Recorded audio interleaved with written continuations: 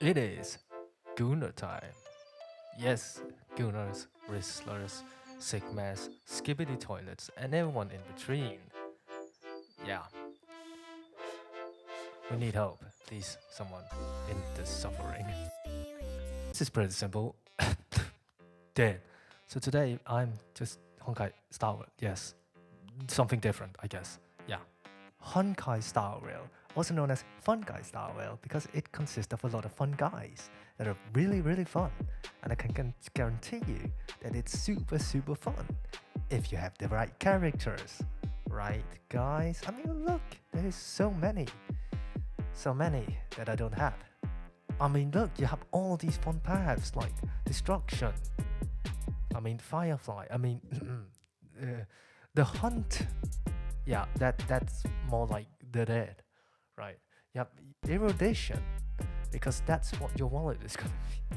You have harmony, full of the ever so peace-loving characters that will destroy everything and leave nothing left. Kinda like my polling station.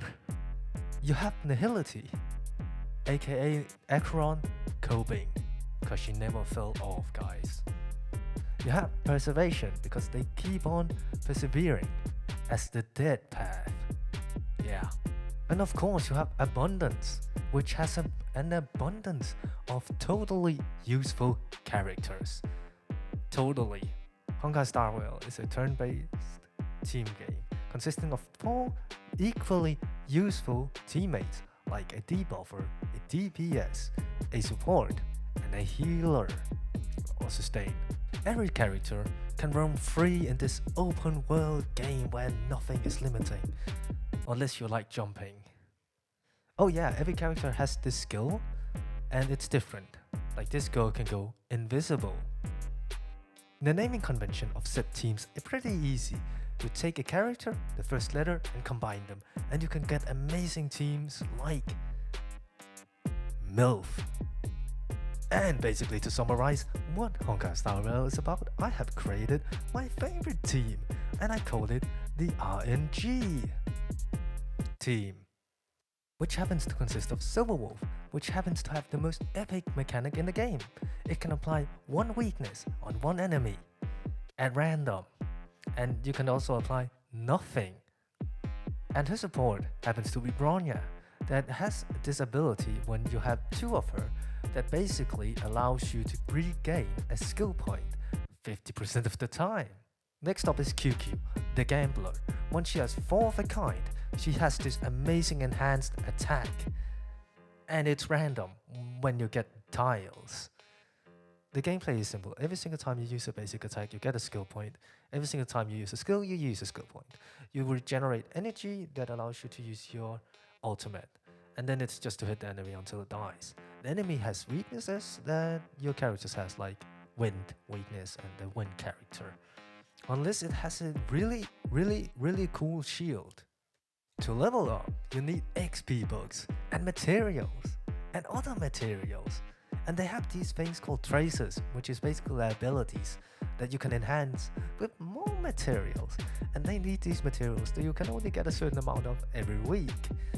On top of that, you have the light cone, aka their weapon, and that also needs material and their own XP, and all of this cost in-game currency that you get by playing it, that you also have to farm. Very funny. And on top of that, you have relics, and these relics are basically like artifacts. You put them on, and you have to roll it.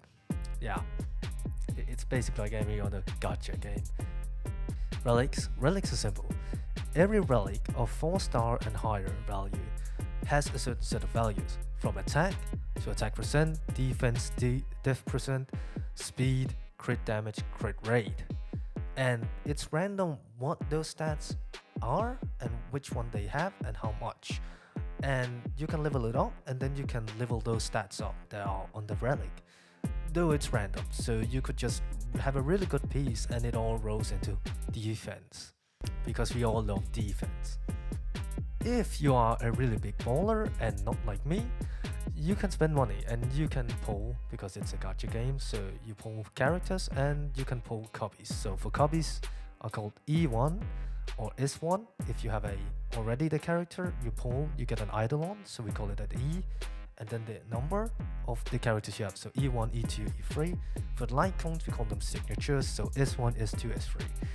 And you have a pity system. Basically, what that is that every single time you hit 90 pulls, and if you haven't pulled a 5-star, you are guaranteed a 5-star.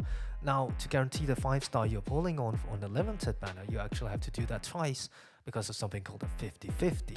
And a 50-50 basically says you have 50% chance to get the character you pull for, or 50% chance to get the bargain bin. So in other words, you have to pull a total of 180 times for the max limit or max pity to get the character you want. Now you do the math. There are some different in-games. You have Pure Fiction, which is a pure nightmare if you don't have any erudition units. You have Memory of Chaos or Forgotten Hall, which is basically just like any other game where you have 2 teams of 4 competing on each side, and you just have to clear it as far as you can. Now some people do something called zero cycling, and please, for the love of God, do not do that if you're new. Now you also have Apocalyptic Shadows, which is basically a boss rush. Yes, here are some suggestions for who you could pull for if you're new or if you're saving up. Robin is amazing, and her E1 is really good. Apparently, you have Trippy, the current character, who is supposedly really good. You have Castoris, a new character that comes out next month, next patch, which is apparently broken. You have Firefly, Acheron, Fei Shao. And if you don't have those characters, well, GG, the meta will hate you. Or at least the meta players will clown on you. Now, if you want a meta-defining team that the pros won't tell you about, you have this team. It's Blade, who can do like 30k damage. That's a lot. And some people can even get him to do 300k.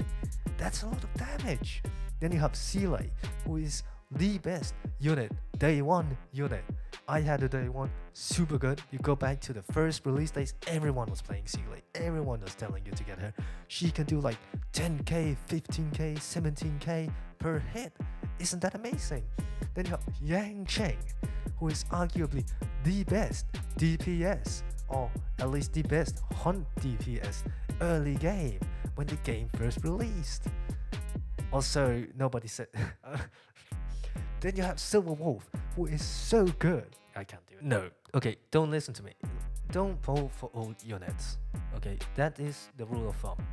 People say that they will get buffed, but no matter how much you try to buff these characters, there is just something wrong within their kit. You can't buff them without buffing their kit, unless your name is Jing Liu, who gets a buff every patch and then gets absolutely power crept to hell and back. So, if you're planning on getting into Honkai Star Rail and you see a unit you really like, but you're concerned about gameplay wise, which you shouldn't be, because it's pull whoever you want, play whoever you want, play however you want. But if you want to have a chance of actually having an easy time playing the game and completing the game's content, I suggest waiting with pulling who you want and pulling who is good. That is the biggest con about this game. And so let's get into that. So what is my opinion on this game? I love Honkai Star Rail. I've been on and off this game for, since its release. I dropped it for a long time. I picked it up. I dropped it again. And the biggest reason why I dropped this game is because it's just not fun. Okay, so why isn't it fun? Well, I can boil it down to a couple of things. First of all, difficulty. Second, farming. And third, fun factor. I don't know what to call it. Let me be blunt. Honkai Star Rail is a difficult game. People will say it's because skill issue and you just don't have the right characters or build them the right way. Listen, I'm gonna say this. I have been stuck time after time after time on bosses or just, encounters doing the goddamn story quest. Not to say that I have never finished the in-game content. And I've been playing since day 1. I have a lot of characters. And every patch, they make it harder and harder and harder. More difficult, more HP, more buffs, more debuffs. It's like, for those people who cannot catch up now, they can never catch up. Because as soon as they catch up to we are now, they're just going to release something that's even harder. It's unbelievable. Which brings me to the second problem, farming. Now, Honkai Star Rail is a game that really is based around the illusion of choice or free will. You could play a game mode with your favorite characters and then get absolutely destroyed because those characters are not very good at all. Each game mode has its specific target character path or characters, and if you don't have them, then it becomes almost unbearable or unplayable to play. It's not fun anymore, and it expects you to invest in all the characters, not just 8, not just 4, but all of them to actually get something out of your account. And that takes a lot of farming, both materials but also relics, because again, it is randomly generated. So if you don't get relics, if you're really unlucky and you get bad ones, you just have to farm. And that means you can farm for the materials to level up. It's a cycle. You're never getting anywhere. Another problem with this is that it is a gacha game. There's so many characters, yet there's only so many 4 stars and so many free characters. And it's really hard when the game constantly reminds you that you don't have the right characters. You need these characters, you need that character, now you need this character, but you don't have them, and you don't have anything of them. Because the easier characters to get 4 stars, there aren't any good 4 stars, or at least not many. As for limited 5 stars, as you already said, you have to at least go up to 90 or 180 if you're really unlucky to get a 5 star. And then you're expected to make 5-star teams. That's just, I don't know, too many choices. And it's also really limited at the same time. The reason why it's limited is pretty simple. And that's because none of the characters actually are good. The only good characters are the new characters. The older characters that keep on rerunning over and over again are not very good. And so they're never good. So you can never use them, or you can use them, but not very well. And characters need to work with other characters that have rerun or doesn't rerun for the next 5 fucking years. I mean, come on. It's ass. But it's fun. I like Honkai Star Rail. I play Honkai Star Rail on and off. But I get into it and then I leave. And then I get into it and I leave. And I just don't think that's a good thing. I really think things need to change. So yeah, my 2 cents on this. I guess they were a long rant.